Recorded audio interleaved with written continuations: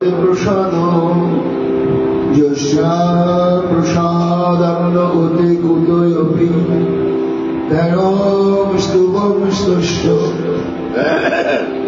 यशस्त्रशब्दं वन्दे गुरुश्रीचरणारविन्दम् गौरकृपाघनीभूतं प्रभु श्रीहरिनन्दनं मम जीवन सर्वस्व भक्त्यानौमि पुनः पुनः राधा कृपामयं भुवं श्री गुरुदिनतारकं प्रभु श्री गौरगोपालं भक्त्यानौमि पुनः पुनः अजानुलम्बितभुजो कनकावदातो संकीर्तनैकपितरो कमलायताक्षो विश्वम्भरो द्विजवरो युगधर्मपालो वन्दे जगत्प्रियकरो करुणावतारो आनन्दलीलामय विग्रहाय हेमादिव्यच्छविसुन्दराय तस्मै महाप्रेमरसप्रदाय चैतन्यचन्द्राय नमस्ते। निताय गौर हरि बोल, निताय गौर हरि बोल। अजानुलम्बितभुजो कनकावदातो संकीर्तनैकपितरो कमलायताक्षो विश्वम्भरो द्विजवरो जुगधर्मपालो वन्दे जगत्प्रियकरो करुणावतारो आनन्दलीलामय विग्रहाय हेमादिव्यच्छविसुन्दराय तस्मै महाप्रेमरसप्रदाय चैतन्यचन्द्राय नमो नमस्ते। निरानन्दमिदं सर्वं प्रेमानन्दस्पदीकृतं येन तं सततं वन्दे नित्यानन्दं जगद्गुरुं श्री अद्वैत नमस्तुभ्यं गौरीजानकी कृपानिधे गौरी प्रभुप्रदानाय श्री सीतापतये नमः।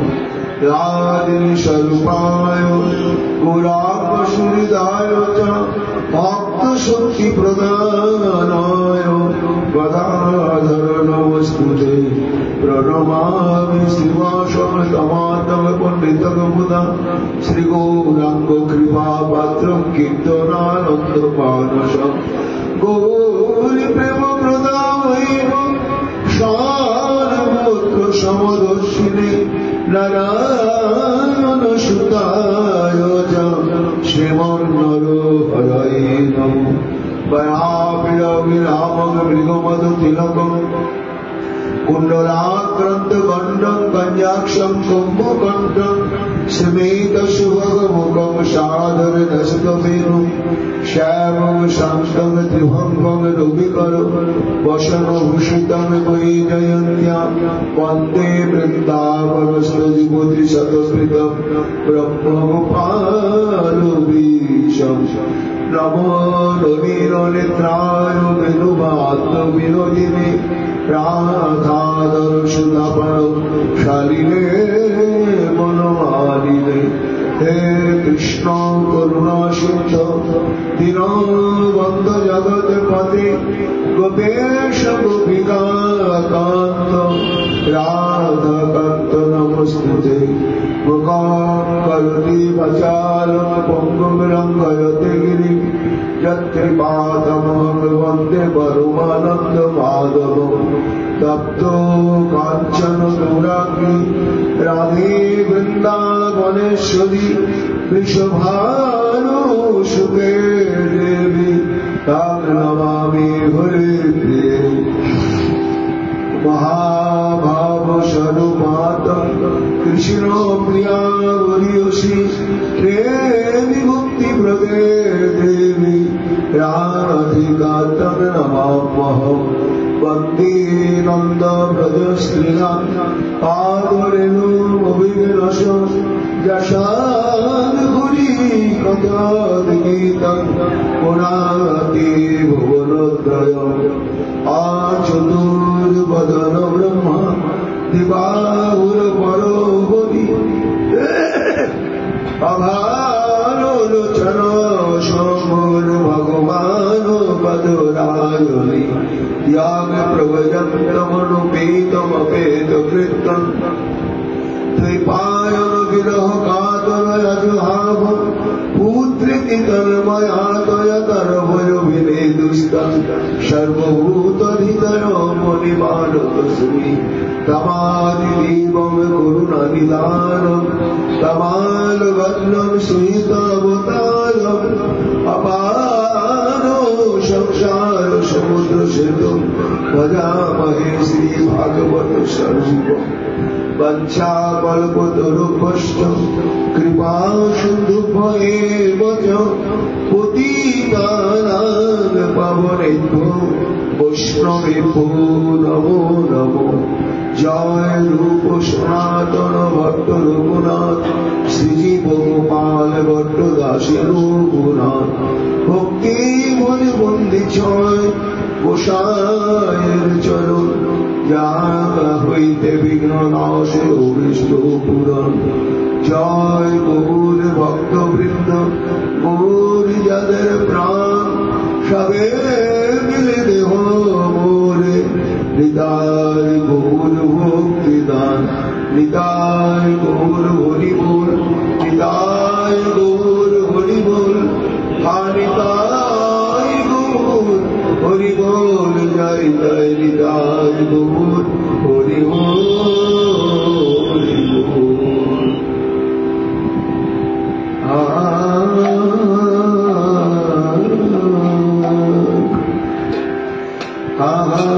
বৃন্দাবনেশ্বরী বৃন্দাবনেশ্বরী বৃন্দাবনেশ্বরী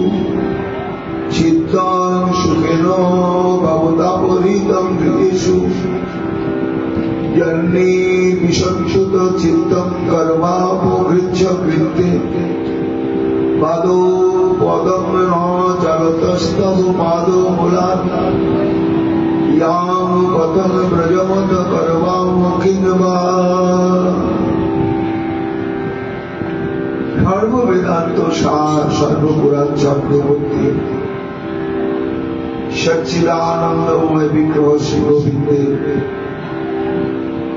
অভিন্ন স্বরূপ শব্দ ব্রহ্মময় মূর্তি এই শ্রী শ্রীমদ ভাগবত মহাপুরাণী দশম স্কন্ধ ৩৯তম অধ্যায় ৩৪ সংখ্যক শ্লোকে গোপিকাগণ এতক্ষণে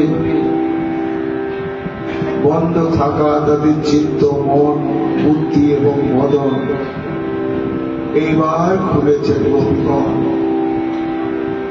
একের পর এক এতক্ষণ শ্রবণ করে করে যে যে প্রসঙ্গকে উপলক্ষ করে ঘরে ফিরে যাওয়ার জন্য শ্রী গোবিন্দ আমার বারবার তাদেরকে আদেশ নির্দেশ প্রত্যাদেশ করছিলেন, সেই সমস্ত যুক্তিকে খণ্ডন করতে প্রবৃত্ত হলে রুক্মিণী বলছেন, মহারাজ দেখো দৃশ্যটি কেমন, বংশবাটির তলে সুবিস্তৃত এরা মহারাসস্থ, সেখানে ১০০ কোটি গোপিকাগণ সমাগত হয়েছেন এবং মণ্ডলী বন্ধে বেষ্টিত হয়ে দাঁড়িয়ে কথা বলছে। কিন্তু বললেও প্রত্যেকে অনুভব করছে যে যেদিক থেকেই দেখছে শ্রীকৃষ্ণ তার সম্মুখেই তাকিয়ে আছেন, দাঁড়িয়ে আছেন। তা মহারাজ 32, 32, 33 এই 3টি শ্লোকের যে বক্তা বক্তৃ এ হচ্ছে প্রথম যুতেশ্বরী। এই 3টি শ্লোকের দ্বারা তার মনের যত কথা এবং তার পেছনে তার মনোগত হয়ে যত যত তার যুতির গোপীগণ রয়েছে, এই সমস্ত গোপীগণের মনের কথা তার বদনে অভিব্যক্ত হচ্ছে। তাই 31, 33 সংখ্যক শ্লোকে প্রথম যুতেশ্বরী বক্তব্য। এই বক্তব্যে 33তম শ্লোকেতে গোবিন্দের কাছে তারা বললেন, তন্ন প্রসিদ্ধ বরদেশ্বর, তুমি প্রসন্ন হও, এই কথায় বললেন। এইবার তারপরে তারা দাঁড়িয়েছিলেন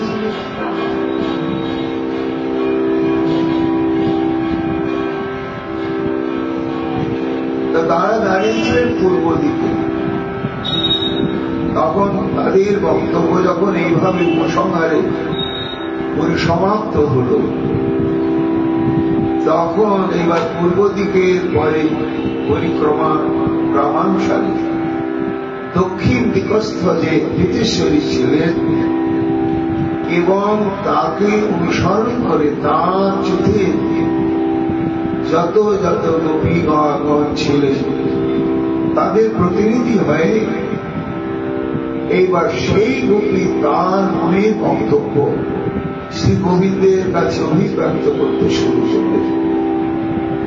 বললেন, বারবার যেখানে তুমি ফিরে যেতে বলছ, ভাই আমরা তো সেখানেই ছিলাম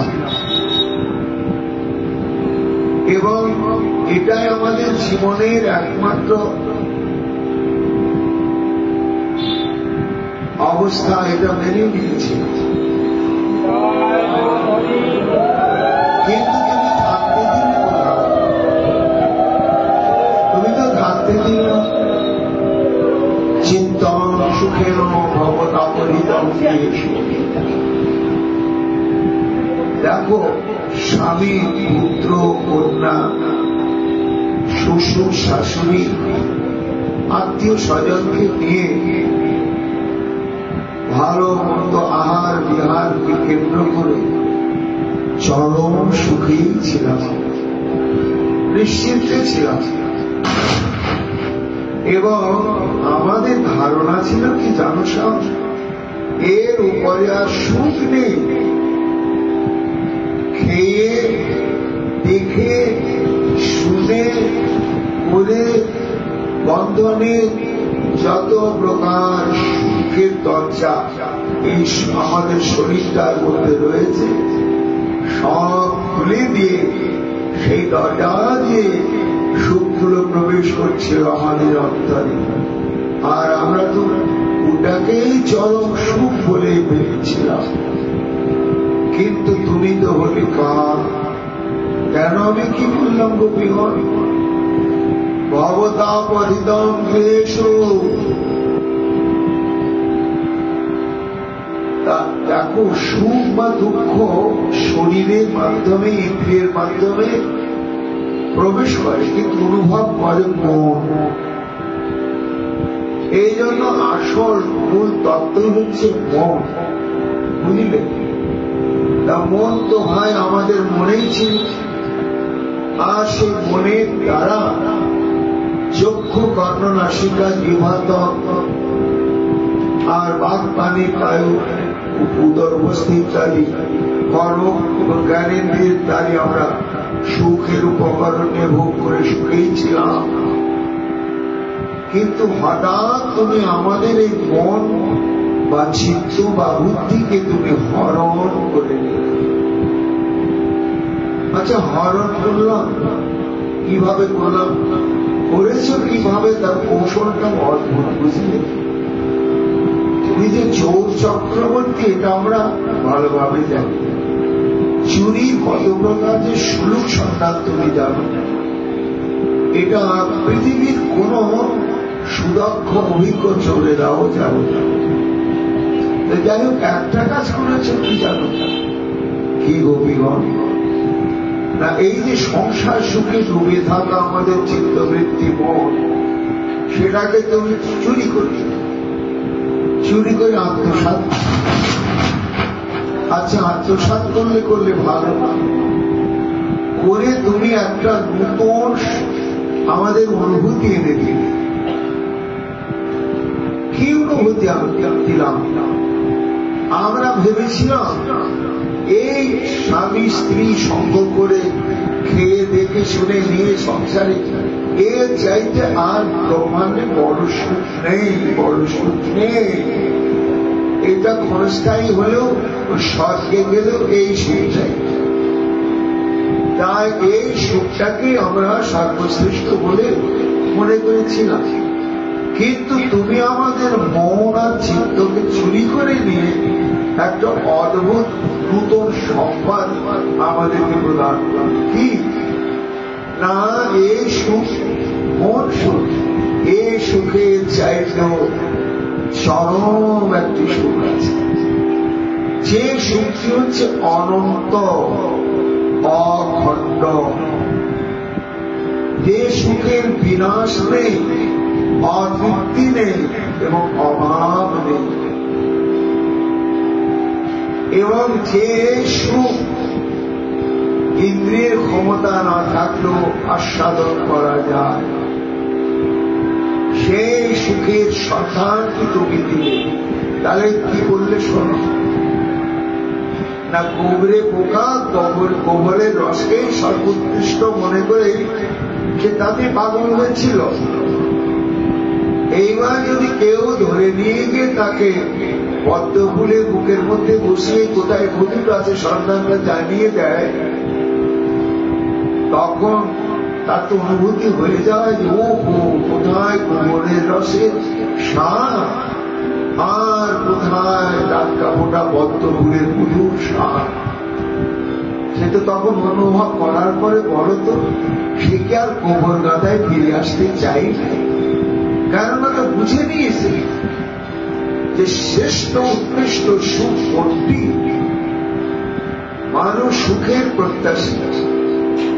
এমন একটা মানুষকে হত্যা করছে, ওই হত্যার পেছনেও সুখের বাসনায় কাজ করছে।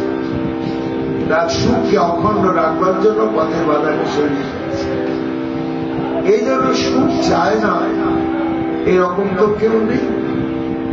তাই তুমি চিত্তটাকে অপহরণ তো করলে পারার পরে সব অকেজো হয়ে গেল। কেন? চোখ দেখে না যদি মন তার সঙ্গে যুক্ত না হয়, কান শোনে না যদি মন তার সঙ্গে যুক্ত না হয়, নাসিকা গন্ধ পায় না তার সঙ্গে যদি মন যুক্ত না হয়। তা মনটাকে যদি তুমি চুরি করে নিলে, তাহলে আমাদের চক্ষু কর্ণ নাসিকা জিহ্বা ত্বক এ তো অকেজ হয়ে গেল। আর একটা কি, মন আর ফিরল না। কেন না? অনুভব হলো আমরা গোবর গাধার রসে পাগল হয়েছে আছি, এতে এখন পেলাম মধুর সংগ্রাম। সুখদেব গোস্বামী পাদ বলছেন, হে মহারাজ পরীক্ষী, এই যে গোপীগণ বলছেন একেবারে ধ্রুব সত্য কথা। কেন না? মহাজনগণ কৃষ্ণানুশীলনের অভিজ্ঞতা থেকে বলছে যে নিজ গৃহে কিংবা বৃন্দাবনে গণদাসনে কিমথা ভদ্র নরকম ভজামি কৃষ্ণ ভজনামৃত বিনা কৃষ্ণ শিবামৃত বিনা শুভম ন ভবতি।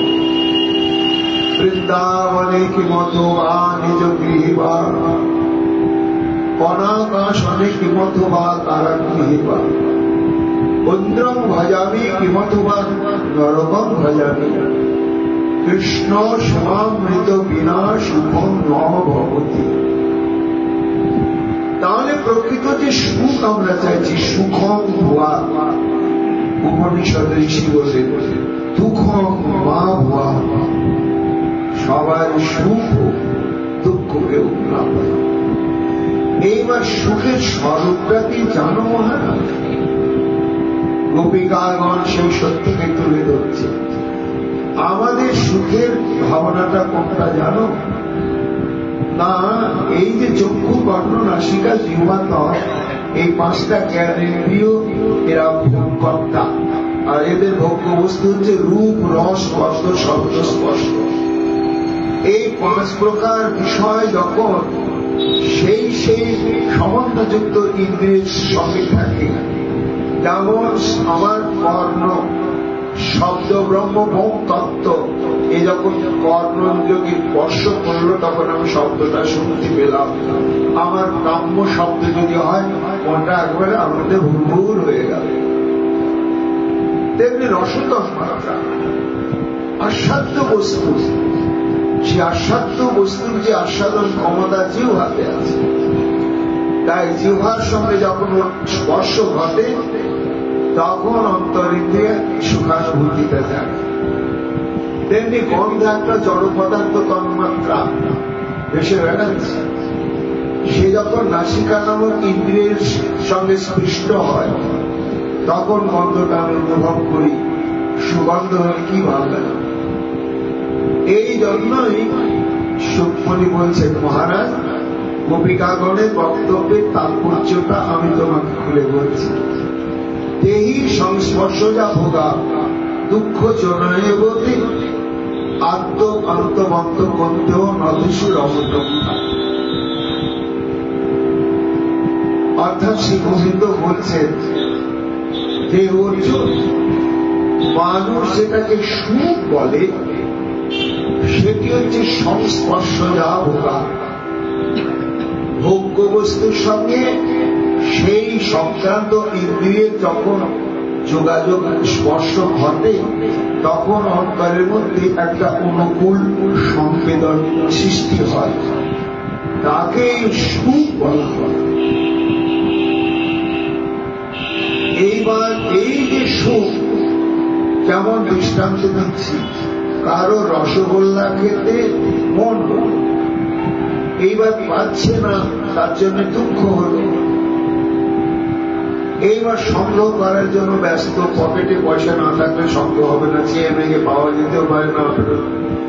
আচ্ছা, বহু কষ্টে যদি রসগোল্লাকে হাতে পেল তাহলে কি সুখ হলো? বলে তো তুমি তো হাতে পেয়েছ, সুখ হচ্ছে না। না না, আচ্ছা ভাই পেটে তো দেবে, তার পেটের উপরে ধরে থাকো, বলে তাহলেও সুখ হচ্ছে না। তাহলে রসগোল্লাতে যে সুখ দেওয়ার ক্ষমতাটা আছে, সেই ক্ষমতা গ্রহণের যে ইন্দ্রিয় ভগবান সৃষ্টি করে দিয়েছে, সেই ইন্দ্রিয়ের সঙ্গে যতক্ষণ থাকাটে কি না হবে, সুখ অনুভব হবে। তাই রসগোল্লাটা যখন চিপটা লম্বা করে তার উপরে রাখলো, ও কি এই রসগোল্লা হচ্ছে একটা তন্মাত্রা, মিষ্ট দ্রব্য। এটা যখন রসনা বা জিহ্বা নামক একটা ইন্দ্রিয় যে স্বাদ গ্রহণের অভিজ্ঞতা অর্জন করতে পারে, তার সঙ্গে যখন দেখলো সংস্পর্শ যা ভোগা, তখন ভিতরে একটা সুখ মনে হলো। এটাকে অর্জুন জড় জগতের লোক সুখ বলে। অর্জুন বলছে সুখ নয় সখা, তবে কি ওটা? ওটা দুঃখ নয়। জনি শব্দ হচ্ছে দুঃখ উৎপাদনের স্থান। যেটি আমার ভাল লাগে সেটি দেখে শুনে নিয়ে করে খেয়ে যে ভোগ করবার সুখে আনন্দ আছে না, যত যত ভোগ করছি তত অনন্ত কোটি দুঃখের খনি আমি সৃষ্টি করছি। দুঃখ জনয়ের মধ্যে কেন দুঃখ? আত্ম অন্ত এবং তার আদি এবং অন্ত আছে। কেমন আদি এবং অন্ত আছে? না, এই যে রসগোল্লাটা মুখে দিলাম, সুখ লাগছে, আদি না। কিন্তু মানুষের ভোগ ক্ষমতা কতটা? তুমি রসগোল্লাকে সাথে খাও খাও খাও খাও, কতগুলো রসগোল্লা সে খেতে পাবে? যখন পেটটা ভরে যাবে আর যদি খাওয়ানো যায় তখন কি হলো? হরিবোল নাসিক হয়ে গতি, মৃত্যু হয়ে যেতে পারে। যে ভোগের পরিণাম মৃত্যু এনে দেয় সেটা প্রকৃত সুখ বা ভোগ নয়। নদিশু রমত বুধা, যারা এই নিত্য এবং অনিত্য সুখ দুঃখের আসল রহস্য সাধু সঙ্গ করতে করতে এবং ইন্দ্রিয় সংযম করতে করতে যারা সচেতন হয়েছে, তারা এই জড় জগতের জড় বস্তুর মাধ্যমে যত প্রকার দেখে শুনে করে খেয়ে সুখানুভূতি পাওয়ার সম্ভাবনা আছে, এই স্পৃহার দ্বারা কখনো প্রভাবান্বিত হন না, একেবারেই হন না। এবং উপনিষদে রয়েছে যথা কণ্ডয়ন, বিষয় ভোগের সুখটাকে তুলনা করা হয়েছে চুলকানির সঙ্গে।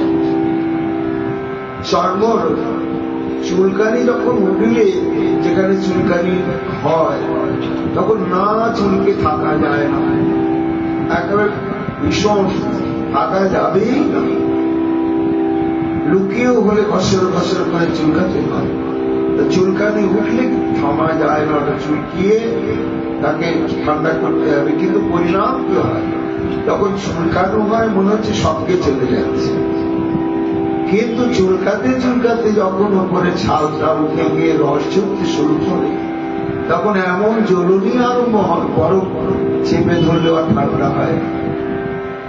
বেদে ঋষিগণ বলছেন, এই জড় জগতের জড় বস্তুর মাধ্যমে আমাদের চক্ষু কর্ণ নাসিকা জিহ্বা জড় ইন্দ্রিয়ের দ্বারা যে সুখ পাওয়ার ব্যস্ত হয়ে আছি, এই সুখটা হচ্ছে চুলকানির মতোই আপাত সুখ, কিন্তু পরিণাম অনন্ত দুঃখ।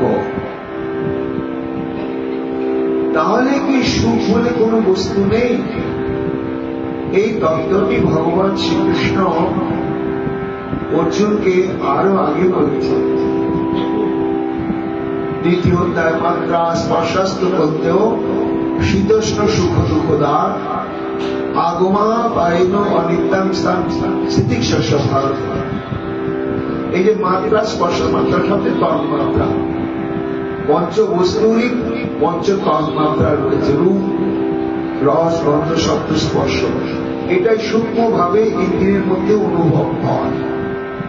আর তখন এটা মিষ্টি, এটা তেতো, এটা আমার প্রিয়জনের আমাকে ছেড়েছে, তখন আনন্দ হয়। শত্রু লোকে যদি ছয় তখন গা ভিজ করে ওঠে। এই যে অনুভূতি গুলো, এগুলো ওই ইন্দ্রিয় গ্রাহ্য তন্মাত্রা থেকে আসে। কিন্তু যারা এগুলোকে সহ্য করে, চুলকানি উঠলো চুলকালাম না, সহ্য করতে করতে করতে করতে দেখা গেছে প্রাকৃতিক ভাবে আবার চুলকানিটা সেরেই যায়। তা তেমনি সুকমণি বলছেন, মহারাজ গোপীগণের বদলে যেন গোবিন্দ বিশ্বের দরবারে এই কথাটাই তুলে ধরছে। গোপীগণ বলছেন, এতদিন সত্যি গোবরের দাদায় গোবরের রসাস্বাদনে আনন্দ সুখেই ছিলাম, তা তুমি চুরি করি আমাদের মনটাই তো হচ্ছে সবার রাজা।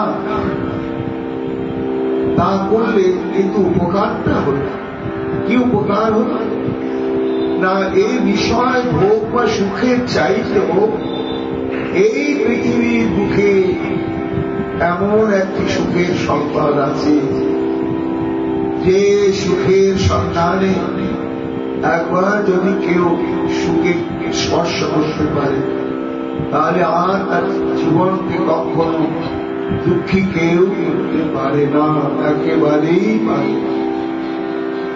তা তুমি কাজের কাজ করেছ, আমাদের মনটাকে হরণ করেছ, আর মনই তো সব ইন্দ্রিয়ের রাজা।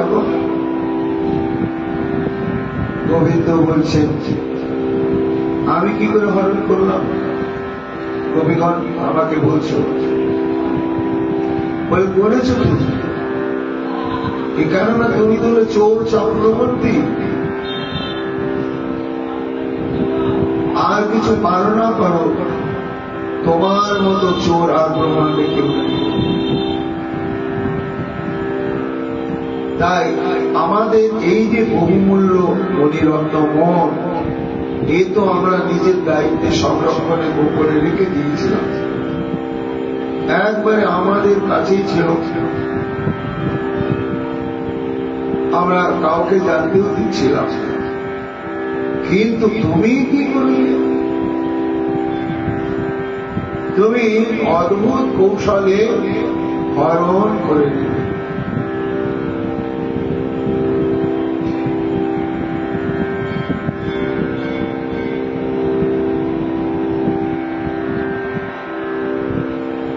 কিভাবে হরণ করলে? পরীক্ষিত মহারাজ জিজ্ঞাসা করছে যে এই গোপীগণের চিত্তকে আমার সংসদ মদনমোহন কিভাবে হরণ করলে? বলে মহারাজ, যখন শ্রীকৃষ্ণের রাসলীলা বাসনার উদয় হল, তখন তিনি ভাবলেন যে বহু কান্তা বিনয় রসের উল্লাস, আমি তো বহু কান্তার সঙ্গে বিলাস করব, তাহলে এই মুহূর্তে এখন সমস্ত বৃন্দাবনের গোপিকাগণকে কে এখানে নিয়ে আসবে? এটাই চিন্তা করছেন।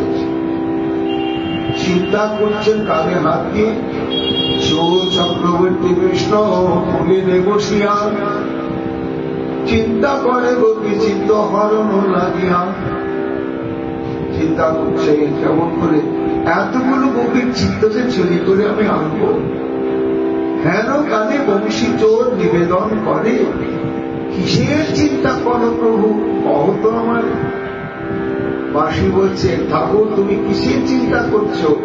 তুমি জগৎ চিন্তামণি, আর তুমি আমার চিন্তাগ্রস্ত হয়েছ। মোর সমবৃত্ত প্রভু আছে যতক্ষণ, বৃথা চিন্তা তদবধি না করো কখন।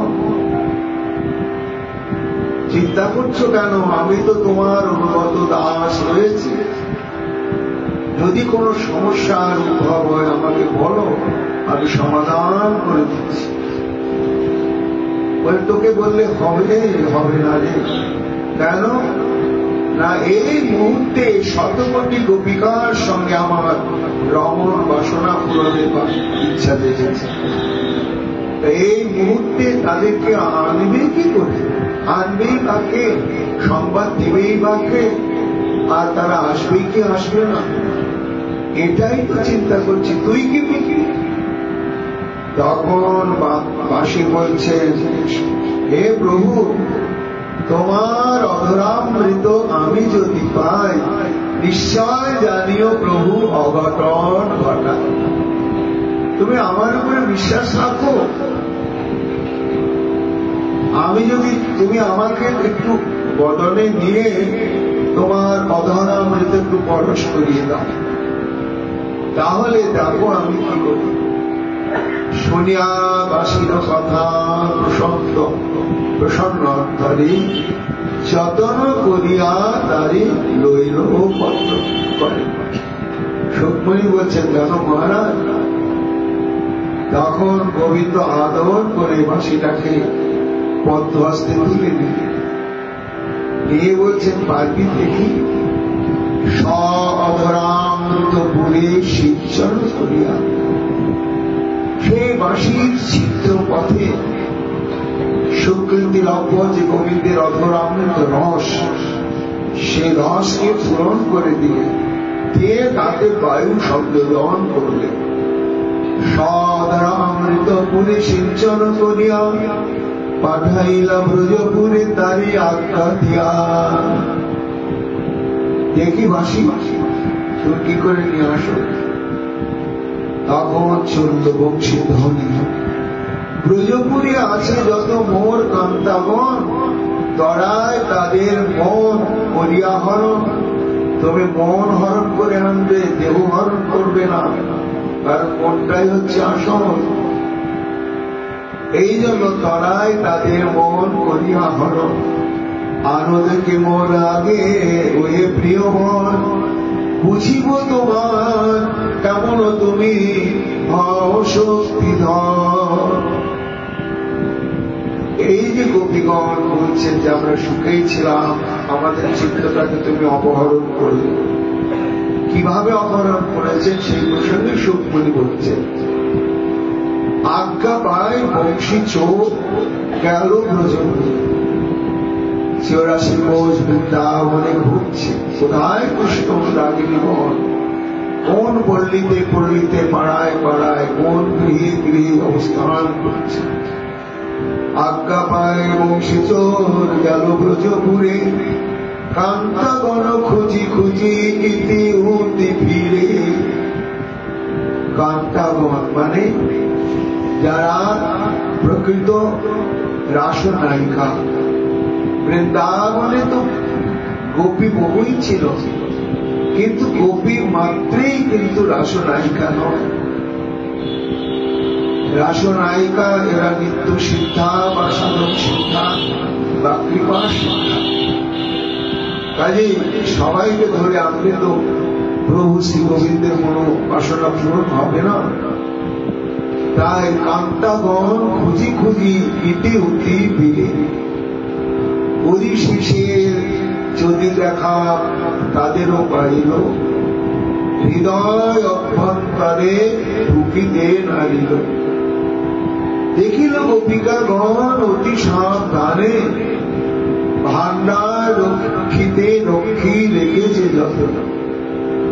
রুক্মিণী বলছে মহারাজ পরীক্ষিত গোবিন্দের পাশে এইভাবে ঘুরছে, ঘুরতে ঘুরতে ঘুরতে ঘুরতে হ্যাঁ কৃষ্ণ যারা প্রকৃত কৃষ্ণ রাগিনী রাসনায়িকাগণ তাদের সন্ধান পেলেন। কিন্তু গোবিন্দ বলেছেন মণিটাকে চুরি করে আনতে হবে। তা মন তো থাকে হৃদয়ের মধ্যে, এবার হৃদয়ের মধ্যে তো ঢুকতে হবে আমাকে, আর ঢুকে তবেই তো মন রত্নটাকে আনতে হবে। কিন্তু হৃদয় অভ্যন্তরে ঢুকিতে না বাসী গোপীগণের হৃদয়ে ঢোকার রাস্তাই পেল না। কেন না রাস্তাগুলোকে বন্ধ করা আছে? না, বন্ধ করা নাই, তবে ভয়ঙ্কর পাহারাদার রাখা আছে। ওই জন্য খোলা দরজাও যদি হয়, কিন্তু যদি কড়া পাহারা থাকে সেখানে ঢোকা যায় না।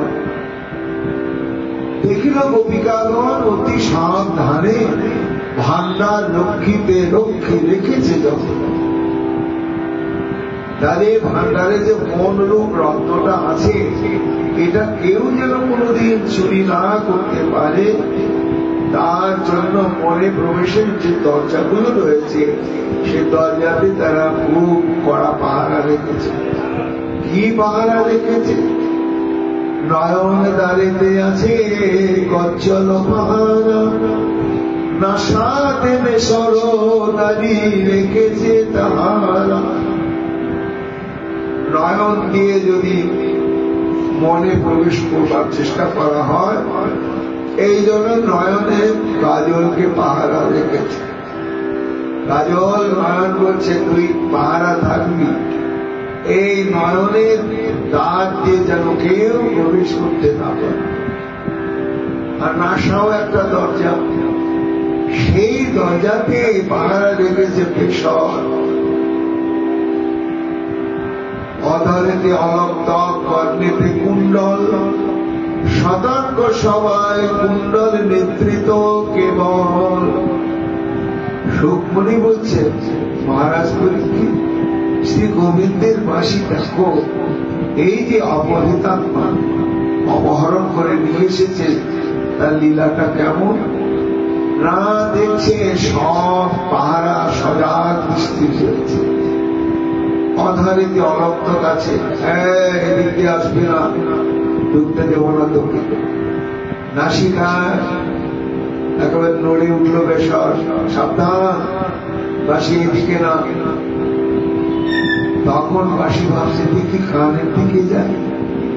সতর্ক সবাই কুণ্ডল নেতৃত্ব কেবল বলে অন্যান্য দ্বারে পাহারাদার গুলো সবাই সচেতন আছে। দৈবক্রমে কানের যে পাহারাদার কুণ্ডল, তার গভীর ঘুম এসে গেছে, সে ঘুমিয়ে গেছে। সতর্ক সবাই কুণ্ডল নেতৃত্ব কেবল। ইহা বংশী আর বিলম্ব না করি, কর্ণ দ্বারে প্রবেশিল করিবারে। রুক্মিণী বলছে মহারাজ পরীক্ষিত চালাক গোবিন্দের বাঁশি দেখলে পাহারাদার যখন নাক ডেকে ঘুমোচ্ছে আর দরজাটাও খোলা আছে, এই খোলা দরজা দিয়ে আমি ভান্ডারে ঢুকে গিয়ে লুটপাট করবো, এই বলে কর্ণ দ্বারে প্রবেশ করছে। হৃদয় ভান্ডারে রত্ন যাতে হইয়াছিল, ধৈর্য লজ্জা দিয়ে সকলই হলিল। অর্থাৎ মনের সঙ্গে ধৈর্য লজ্জা ইত্যাদি এগুলো তো মাতৃজাতির বা রমণীগণের রত্ন বিশেষ। এই সব হরণ করলে, সব হরণ করে এই সব রত্ন লই বংশী পলাইলে, অতীব চঞ্চল হই গোপী সেই কালে। যখন মন মনিটা হরণ হয়ে গেল তখন গোপীরা সচেতন হয়ে গেল। আরে পাহারাদার তাকে বলছে, তোমাদেরকে যে পাহারা রাখা হলো দরজার মুখে মুখে, আর এই মণিরত্ন চোর চুরি করে কোন দিকে পালিয়ে গেল? তাহলে কে অসতর্ক হয়ে পড়েছিল? খুলে বলো, সত্য কথা খুলে বলো। আর চোরকে দেখেছ কিনা? জিজ্ঞাসায় দাদিগণের সক্রত বচন, চোর কোথা গেল বলো, তোরা কে বানিব রং? সবাই বলছে কবি আমরা ঢুকতে দিই, আমরা জেগেই ছিলাম। তাহলে কে ঢুকতে দিল? না ঢুকলে তো চুরি করে নিয়ে গেল। তখন বিনীত ভাবে কুণ্ডল হাত জোর করে বলছে, বলে চোর শ্যামের বাসী হরিল সফল। কুণ্ডল বলছেন, কবি আমি একটু ঘুমিয়ে পড়েছিলাম, ঢোকার সময় দেখতে পাইনি, চুরি করে যখন বেরোচ্ছে তখন আমি জেগে উঠেছি। আর জেগে উঠেছি তখন তো চুরি করা হয়েই গিয়েছে, আর দরজাতে বেরিয়েই গেছে। আমি আর তাড়া করে তখন তার পেছনে ছুটলাম। তা এইভাবে সব্বরী বলছেন, মহারাজ বংশের দ্বারে শ্রী গোবিন্দ আমার মন মনিটাকে হরণ করে নিয়েছে, হরণ করে নিয়ে আত্মসাৎ করে নিয়েছে।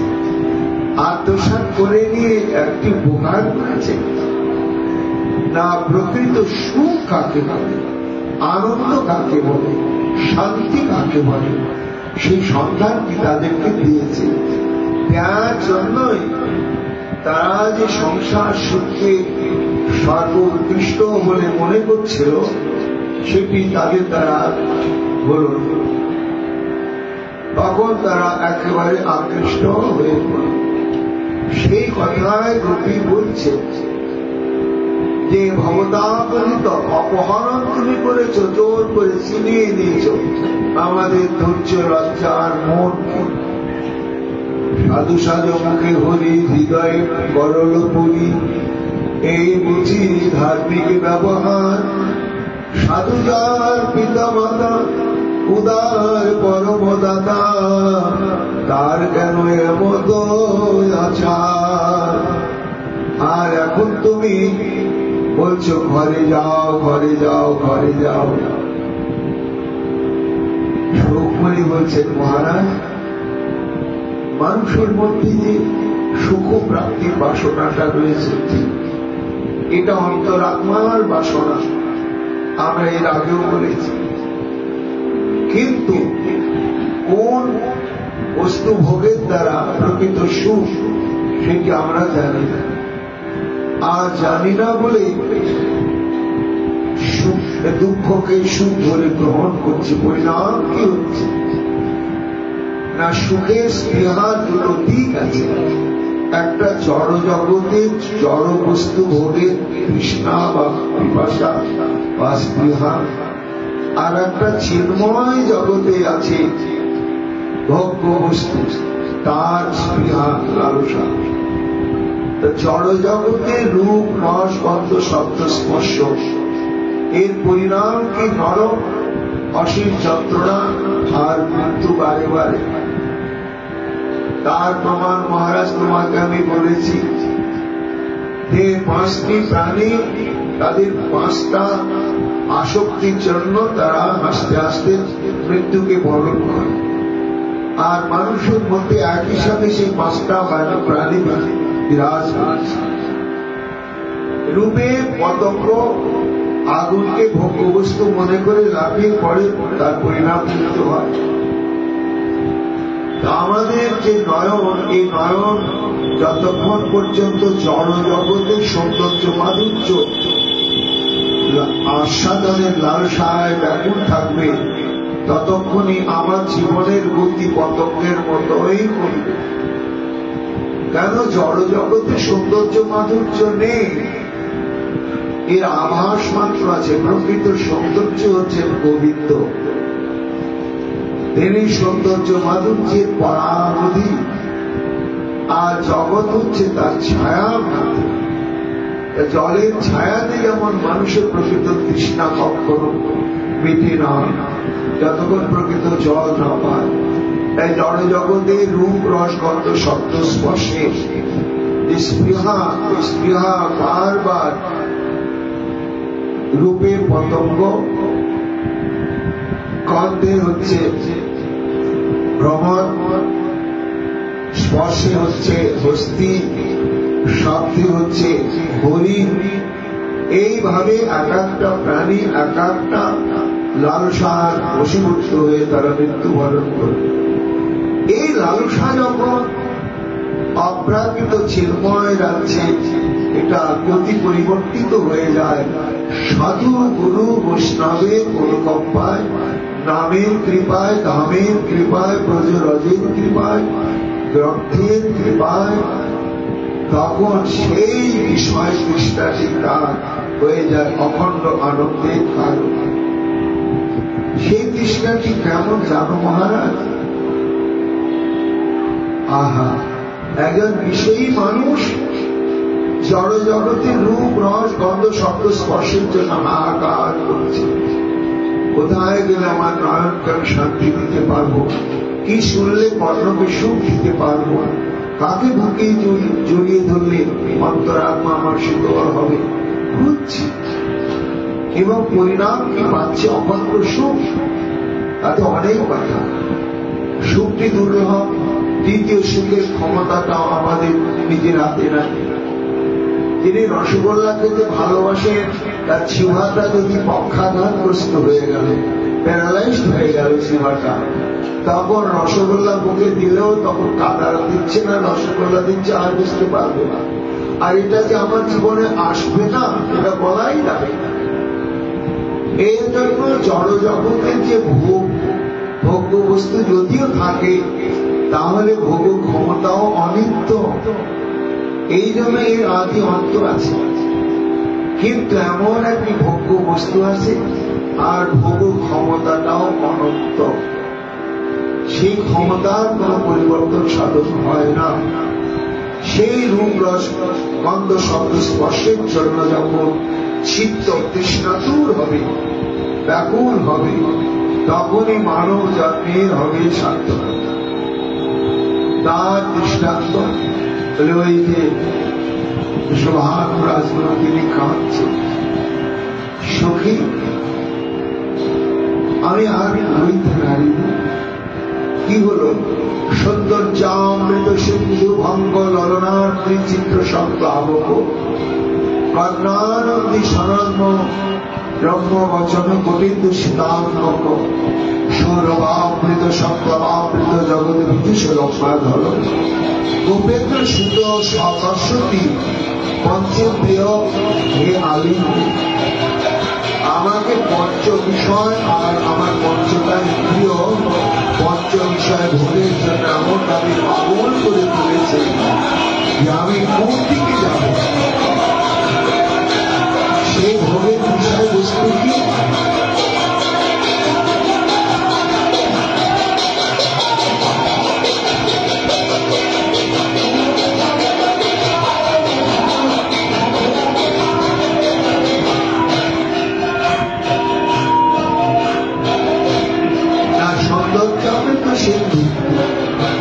আমার গোবিন্দের রূপ হচ্ছে অনন্ত অখণ্ড অসীম সৌন্দর্যের সিন্ধু।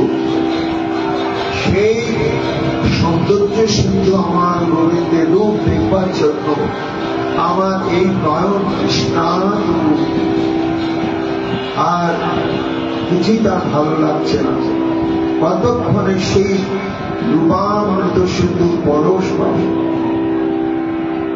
তেমনি কর্ণানন্দে সনাতন রঙ্গবচন, এই যে গোবিন্দের মধুর বাণী অমৃতের তরঙ্গে মানুষ কথা বলে, সে কথা মিষ্টি হয় বলে, কিন্তু আমার গোবিন্দ যখন কথা বলে তখন তার স্বরমাধুর্য, ভাষা মাধুর্য এবং তাৎপর্য মাধুর্যের তুলনা হয় না। তা সেই অমৃতময় বাণী শ্রবণের জন্য আমার এই কর্ণ বধির হয়ে গেছে। জড় জগতে যত মিষ্টি কথা হোক, সেটি যদি কৃষ্ণ কথা সমুদ্রযুক্ত না হয়, কান আর ওইদিকে খোলেই না। তা গোবিন্দের কথা এবং তার মুখনিসৃত বাণী শ্রবণের জন্য নয়ন কাঁদছে রূপ দেখবার জন্য, আর কর্ণ কাঁদছে শ্রবণের জন্য। কোটিন্দু শীতাঙ্গ, আর আমার গোবিন্দের যে অঙ্গ কত শীতল না, কোটি কোটি চন্দ্রের যে শীতলতা, স্নিগ্ধতা, যা অন্তর বাহির একেবারে শান্তি রসে রসায়িত করে যায়। সেই গোবিন্দের কোটি চন্দ্র সুশীতল অঙ্গ পরশ পাওয়ার জন্য আমার এই স্পর্শের প্রিয় লালায়িত উৎকণ্ঠিত, আমি ঘরেই রইতে পারছি না। রাধারানীর এই তৃষ্ণা নিবারণের জন্য গোবিন্দ ছাড়া অন্য কাউকে যদি আনা যায়, বলে অন্য কাউকে মানে কি, নারায়ণকে আনলেও তৃপ্তি হবে। সৌরভাবৃত প্রভাবৃত জগৎ বিশেষ রক্ষা হবে। অধর রস আমার গোবিন্দে, সেই রসের অলৌকিক কেমন ক্ষমতা, যে কোনো ভোগ্য বস্তু সেই রসের স্পর্শ পাওয়া মাত্র সেটা অনবদ্য অমৃতে পরিণত হয়ে যায়। আর সেই অধরামৃত আস্বাদনের জন্যই বিধাতা কৃপা করে মানুষকে দিয়েছেন জিহ্বা।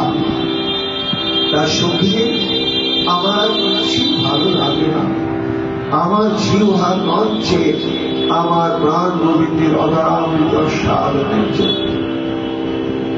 এইভাবে সৌন্দর্য নয়নের জন্য, তার বচনভঙ্গি কর্মের জন্য এবং সৌরভাবৃত সংপ্রভাবৃত সৌরভ সৌগন্ধ, সেই সৌগন্ধ ভোগের জন্য আমার নাসিকা তৃষ্ণাতু, আর অধরস আস্বাদনের জন্য আমার জিহ্বা। তাই গোপেন্দ্র সুত সকর্ষতি পঞ্চেন্দ্রিয়ান মেলে, হে আদিগণ সঙ্গীগণ, একই সঙ্গে গোবিন্দের মধ্যে যে 5টি বিষয় রয়েছে, এই 5টি বিষয় আমার ইন্দ্রিয়গণকে ক্ষুব্ধ করে তুলেছে। শুধু মহাপ্রভু কপিরায় শেষ 12 বছর রাধারানীর উৎকণ্ঠায় এই সবই রসাস্বাদন করেছে। স্বরূপের কণ্ঠ ধরে বলছে, রূপামৃত কৃষ্ণ রূপামৃত সিন্ধু, তাহার তরঙ্গ বিন্দু এক বিন্দু জগৎ ডুবায়। ত্রিজগতে যত নারী তারা তার চিত্ত উচ্চগিরি, তাহে ডুবায় আগে উঠি নাই। কৃষ্ণ বচন মাধুরী নানা রস সর্বধারী, তার অন্যায় কখনে না যায়। জগতের নারীর কানে মাধুরী গুণে মাটি টানে, টানাটানি কানে প্রাণ যায়। কৃষ্ণ অঙ্গ সুশীতল কি করিব তার বল, ছটায় দিলে গোবিন্দু চন্দন।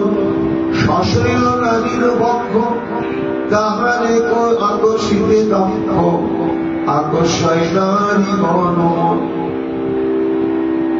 কৃষ্ণাঙ্গ সুরহ ভর মৃগমদ মদ হর নীলোৎপলের হরে গর্ভধর জগত নারীর নাশা তার ভিতর করে বাসা নারীগণের করে আকর্ষণ কৃষ্ণের অধরামৃত তাহাতে কর্পূর মন্দস্মিত সমাদুজ্জে হরে নারী মন অন্যত্র ছাড়ায় লোক না পাইলে মনক্ষ ব্রজনারীর গণের মূলধন এত কহি গৌর হরি তুই জনার কণ্ঠ ধরি কহে শোনো স্বরূপ রামরায় কাহা করো কাহা যাও কাহা গেলে কৃষ্ণ পাও তুমি বলে কহ সুখ এই রূপ রস গন্ধ শব্দ স্পর্শে যে সুখ সেই সুখকে একমাত্র গোবিন্দ সমস্ত যুক্তই রূপ রস গন্ধ শব্দ আজকে গোপীগণ সেটি প্রাপ্ত হয়েছে কিভাবে প্রাপ্ত হয়েছে না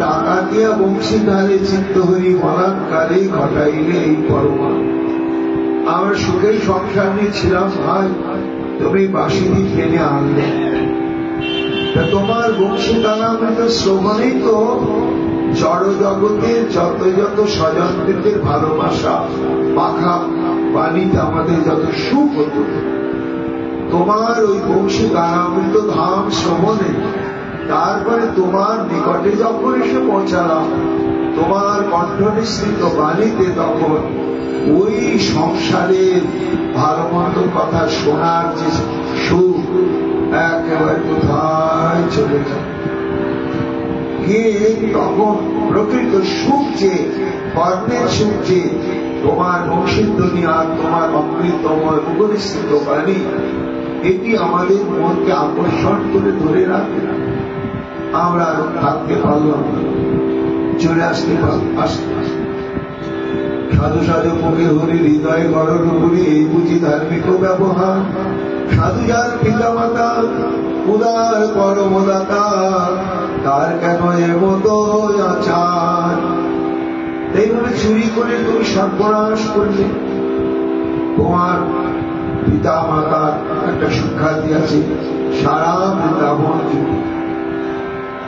তোমার কাছে থাকিতে ইচ্ছা নাই বিন্দু চিতে কিন্তু হয় অনন্য উপায় তারপরে কি ভাই তুমি শুধু চূর্ণ রুক্মণী বলছে এই মহারাজ বলি কি এটাকে বলে ব্যাজস্তুতি যে আসল কথা নিন্দার ছলে গালি গালাতের ছলে গোপীগণ জগৎ সম্মুখে তুলে ধরেছে